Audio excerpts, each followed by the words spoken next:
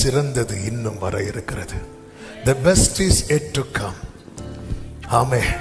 அவ கேட்கிறா, வறட்சியான நிலத்தை தந்தீங்க, நீர்ப்பாய்ச்சலான நிலத்தையும் தர வேண்டும். அப்பொழுது அவளுக்கு மேற்புறத்திலும் கீழ்ப்புறத்திலும் நீர்ப்பாய்ச்சலான நிலங்களை கொடுத்தா. ஆமே. பெஸ்ட், சிறந்தது.